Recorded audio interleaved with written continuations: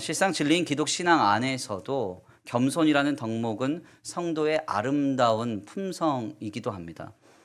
그런데 여기서 중요한 점은 성도의 겸손은 일반적으로 이해하는 유교적 겸손의 모습처럼 자신 스스로를 낮추는 행위나 어떤 마음이 아니라는 점입니다. 사실 유교적 겸손은 어떻습니까? 조금 많이 내가 배웠어도 조금 부족한 척하고, 그렇죠? 잘 이렇게 갖췄어도 좀 덜 갖춘 척하고 그러지 않습니까? 그래서 저도 이제 성도들하고 식사를 할 때 보면은 성도들이 차린 건 없지만 많이 드세요 하는데 막 12첩 반상이 나오고 막 이런 거, 그렇죠? 저도 이제 우리 강사님들을 이렇게 모시고 또 보낼 때 사례를 챙겨드리면서 죄송합니다. 교통비 정도밖에 안 됩니다. 근데 속으로 누가 교통비를 이 정도로 줘?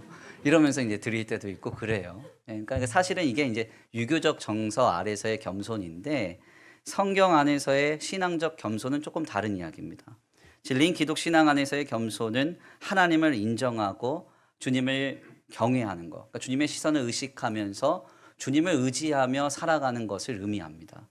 그래서 신자의 겸손은 바로 내가 하나님이다라는 선언에서부터 돌아서는 것으로부터 시작이 되죠. 선악과를 먹은 인간의 근본적 동기가 무엇입니까? 뱀이 하와를 미혹합니다. 어떻게 미혹해요? 선악과를 먹으면 네가 하나님처럼 되리라, 이렇게 미혹을 합니다.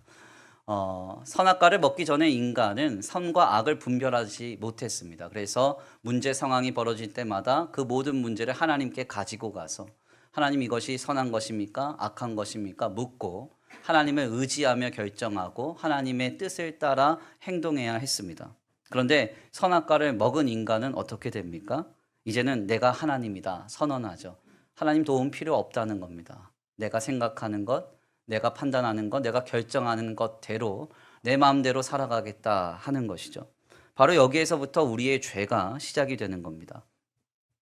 주님은 이와 같은 인간의 죄된 모습을 가장 싫어하십니다. 하나님을 의지하지 않는 인간, 주님이 보실 때 가장 미워하시는 사람이에요. 하나님을 의식하지 않고 자기 멋대로 내 판단과 내 감정을 내세우며 살아가는 사람, 그 사람들에 대해서 주님은 엄중한 심판과 책벌이 있음을 경고하십니다. 그래서 창세기서부터 시작한 하나님의 역사는 항상 인류가 가진 기준과 인간들만의 주장을 깨트리시는 방식으로 역사되었음을 성경에서 확인할 수 있습니다. 그 과정 속에서 참된 신자들은 늘 깨닫게 되죠. 우리는 절대적으로 하나님이 필요한 존재이구나. 하나님이 절대적으로 필요한 죄인이구나 라는 사실을 깨닫게 됩니다. 우리가 여기에서 그러면 이런 의문이 생겨납니다. 도대체 주님은 왜 이렇게 역사하시는 건가? 왜 우리의 기준과 예상과 기대를 늘 깨트리시며 늘 뛰어넘어 우리의 환경과 조건을 뛰어넘어 왜 역사하시는가? 그 이유가 과연 어디에 있는가? 생각해보면 내가 예상한 대로 주님이 딱딱딱딱 역사해 주시면 내 마음이 얼마나 편하겠습니까? 내일 주님이 저한테 한 100만 원 주신대요. 죄송합니다. 너무 액수가 작았어, 제가 보니까.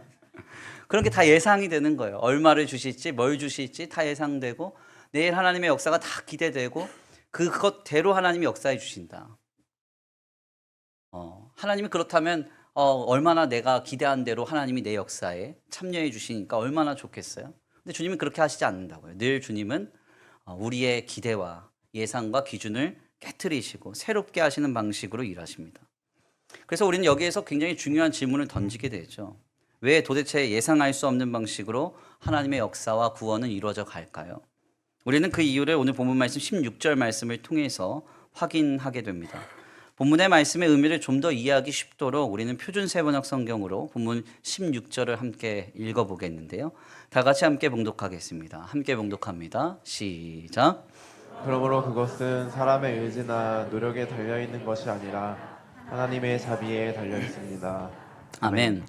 그러므로 그것은 사람의 의지나 노력에 달려있는 것이 아니라 하나님의 자비에 달려있다. 아멘. 그것이 뭡니까? 하나님의 역사와 하나님의 구원을 의미하는 것이죠.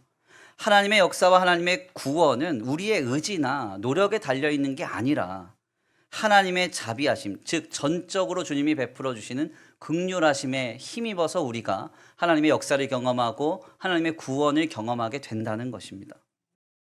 우리는 모두 다 거지입니다. 참으로 그렇습니다. 여기서 이 거지라는 말, 이 비틀러라는 이 독일어는요, 국어라는 자라는 뜻이에요. 성도들은 하나님 앞에 늘 갈구하는 자들, 즉 주님의 은혜와 사랑으로 공급받지 않고서는 도저히 안 되는 존재들이라는 것이죠. 주님이 자비를 베풀어 주시지 않으면 우리의 신앙 없습니다.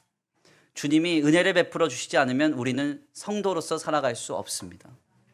늘 성도는 심령이 가난해서 하나님 앞에서 비틀러 자비와 은혜를 구걸하는 자로서 살아가야 한다는 것이죠.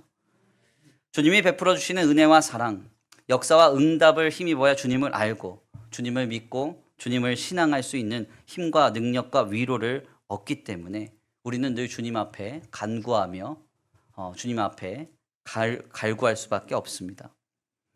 오늘 내가 가진 지식과 판단, 감정과 생각을 강화하며 살아가는 것이 아니라 주님 나를 불쌍히 여겨 주옵소서. 저는 주님 없으면 안 됩니다. 모든 것은 하나님의 자비에 달려 있습니다. 이렇게 고백하면서 겸손히 살아가시기를 바랍니다. 우리 한번 다 같이 한번 고백해 볼까요? 주님 나를 불쌍히 여겨 주옵소서. 함께 고백합니다. 시작. 주님 나를 불쌍히 여겨 주옵소서. 저는 주님 없으면 안 됩니다. 모든 것은 하나님의 자비에 달려 있습니다. 아멘. 늘 주님의 자비를 구하며 겸손히 나아가는 성도들 모두에게 감히 예상할 수 없는 하나님의 구원의 은혜와 역사가 임하기를 간절히 축원합니다.